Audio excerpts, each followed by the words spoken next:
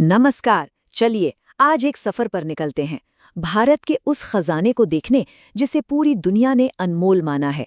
UNESCO की list में शामिल भारत की 44 अद्भुत धरोहरों की ये एक तेज रफ्तार यात्रा है। तो तैयार हो जाइए भारत की आत्मा से मुलाकात करने के लिए। 44 ये सिर्फ एक नंबर नहीं है, ये भारत की हजारों साल पुरानी संस्कृति और बेमिसाल कुदरत की विशालता का सबूत है। इनमें से हर एक जगह अपने आप में एक पूरी दुनिया है, एक पूरी कहानी है, और आज हम उन्हीं कहानियों को महसूस करने की कोशिश करेंगे। तो ये बस एक लिस्ट नहीं होने वाली है, ये तो भारत की आत्मा की एक खोज है। हम एक तरह से टाइम ट्रैवल करेंगे, हजारों साल पुरानी सभ्यताओं से लेकर आज के दौर के चमत्कारों तक, और साथ साथ ये भी समझेंगे कि ये विरासत हमें हमारे भविष्य के लिए क्या सिखाती है। तो शुरुआत करते हैं बिल्कुल शुरुआत से, हजारों साल पहले, जब इस जमीन पर सभ्यता की पहली ईंट रखी गई थी। ये वो जगहें हैं जो किसी टाइम मशीन की तरह हैं। ये हमें सीधा हमारे पूर्वजों की दुनिया में ले जाती हैं। ये देखिए, धोलावीरा, सिंधु घाटी सभ्यता का एक पूरा का पूरा शहर। जरा सोचिए, आज से कई हजार साल पहले यहाँ के लोगों ने ऐसा कमाल का वाटर मैनेजमेंट सिस्टम बनाया था कि आज के इंजीनियर्स भी देख के हैरान रह जाएं। उस जमाने की शहरी प्लानिंग का इससे बड़ा सबूत और क्या होगा।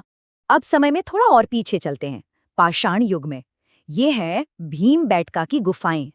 इन दीवारों पर जो आप देख रहे हैं ना, ये सिर्फ पेंटिंग्स नहीं है, ये तो हमारे पूर्वजों के ब्लॉग्स हैं जो वो पत्थर पर लिख गए। वो हमें अपनी जिंदगी की कहानियां सुना रहे हैं, सीधे हमें।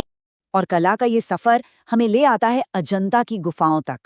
ये सिर्फ पत्थर काटकर बनाई गई गुफाएं नहीं हैं, इनके अंदर एक अलग ही दुनिया है, एक बहुत ही शांत और आध्यात्मिक दुनिया। और इनकी दीवारों पर उकेरी गई तस्वीरें इतनी जिंदा हैं कि आज भी देखने वालों को हैरान कर देती हैं। प्राचीन भारत से अब आते हैं आस्था पर, उस विश्वास पर जिसने इस देश में आर्किटेक्चर के ऐसे ऐसे अजूबे खड़े कर दिए हैं जिन पर यकीन करना मुश्किल हो जाता है। ये सिर्फ इमारतें नहीं, ये वो जगह हैं जहां सदियों से लोगों की दुआएं गूंज रही हैं। पत्तडकल बहुत ही खास जगह है। क्यों? क्योंकि यहाँ भारत की दो महान आर्किटेक्चरल शैलियों का संगम होता है। एक तरफ है दक्षिण की द्रविड़ शैली, जिसके टावर्स पिरामिड जैसे होते हैं, और दूसरी तरफ उत्तर की नागर शैली, जिसके शिखर थोड़े घुमावदार होते हैं। सोचिए, एक ही जगह पर दो अलग अलग कलाओं का ऐसा मेल। और अब जरा इन जगहों पर एक नजर डालिए। खजुराहो, यहाँ तो पत्थर भी बोलते हैं। मूर्तियां इतनी कमाल की हैं, लगता है बस अभी बात करने लगेंगी। फिर आता है कोणार्क का सूर्य मंदिर। ये कोई आम मंदिर नहीं, ये तो पत्थर से बना सूर्यदेव का एक बहुत बड़ा रथ है। कमाल है ना? ये है सांची का स्तूप, शांति का एक अद्भुत प्रतीक। इसके खूबसूरत दरवाजों पर बुद्ध के जीवन की पूरी कहानी बयां की गई है। और फिर कुछ बिल्कुल अलग, गोवा के ये चर्च, पुर्तगाली आर्किटेक्चर का बेहतरीन नमूना। ये दिखाता है कि भारत ने हमेशा से कितनी संस्कृतियों को अपने अंदर समेटा है। अच्छा, आस्था से अब चलते हैं सल्तनत और साम्राज्यों की दुनिया में। वो दौर जब बड़े बड़े राजा महाराजाओं और बादशाहों का राज था। उनके बनाए किले, उनके मकबरे आज भी उनकी शान की कहानी कहते हैं। ये हम्पी है, जहां तक नजर जाए बस पत्थर ही पत्थर, और उन पत्थरों के बीच एक खोया हुआ साम्राज्य। ये विजयनगर साम्राज्य की राजधानी हुआ करती थी। यहाँ का हर एक पत्थर, हर एक खंडहर आज भी उस जमाने की बुलंदी की गवाही देता है। और फिर ताजमहल, इसके बारे में क्या ही कहा जाए।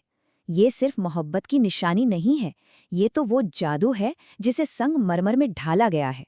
जब सुबह के धुंध में से देखो ना, तो लगता ही नहीं कि ये असलियत है, लगता है कोई ख्वाब देख रहे हो। ताजमहल तो एक हिस्सा है, लेकिन मुगल दौर की पूरी कहानी इन जगहों से बनती है। देखिए, आगरा का किला, उसकी वो मजबूत दीवारें, फतेहपुर सीकरी जो एक पूरा का पूरा शाही शहर था, हुमायूं का मकबरा। कहते हैं ताजमहल की प्रेरणा यहीं से मिली। और हाँ, दिल्ली का लाल किला आज भी हमारी पहचान का हिस्सा है। ये सब मिलकर मुगल पावर और उनके आर्किटेक्चर की कहानी सुनाते हैं। तो अभी तक हमने इंसानों के बनाए अजूबों की बात की, लेकिन भारत की असली दौलत तो उसकी प्रकृति में भी है। तो चलिए अब किलों और मकबरों से निकलकर चलते हैं जंगलों और पहाड़ों की ओर, जो खुद में एक अजूबा हैं। ये है काजीरंगा, घर है उस मशहूर एक सींग वाले गैंडे का। यहाँ वो शान से घूमता है। ये पार्क इस बात का सबूत है कि जब हम चाहें तो प्रकृति को बचा सकते हैं। और ये देखिए सुंदरबन, दुनिया का सबसे बड़ा मैंग्रोव फॉरेस्ट, मतलब नदियों, पेड़ों और उनकी जड़ों का एक ऐसा मायाजाल है ये, जहां प्रकृति का एक बिल्कुल अलग, थोड़ा रहस्यमयी रूप देखने को मिलता है। और ये तो बस शुरुआत है। उत्तर में हिमालय की ऊंचाइयों पर नंदा देवी और फूलों की घाटी, तो दक्षिण में वेस्टर्न घाट्स की हरियाली। यहाँ का हर कोना, मतलब हर कोना, बायोडाइवर्सिटी का एक खजाना है, सच में।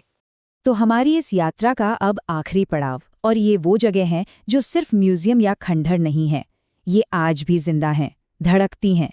ये वो विरासत है जो मॉडर्न इंडिया का हिस्सा है। देखिए, विरासत की कहानी कभी रुकती नहीं है। 19वीं सदी में पहाड़ों को काटकर बनाई गई ये रेलवे लाइंस एक इंजीनियरिंग का चमत्कार हैं। फिर 20वीं सदी में मुंबई की ये खूबसूरत विक्टोरियन और आर्ट डेको बिल्डिंग्स, और फिर आज़ादी के बाद का चंडीगढ़ जो मॉडर्न आर्किटेक्चर का एक बेहतरीन उदाहरण है, और अहमदाबाद जैसा शहर जो है तो मॉडर्न पर उसकी आत्मा आज भी इतिहास में बसती है। तो मतलब साफ है, विरासत सिर्फ अतीत नहीं, ये तो एक नदी की तरह है जो हमेशा बहती रहती है। तो ये थी भारत के उन 44 खजानों की एक छोटी सी झलक।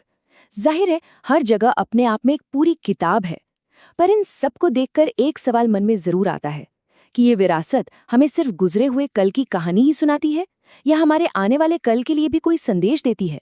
और इस खजाने को अगली पीढ़ियों तक पहुंचाने की जिम्मेदारी किसकी है?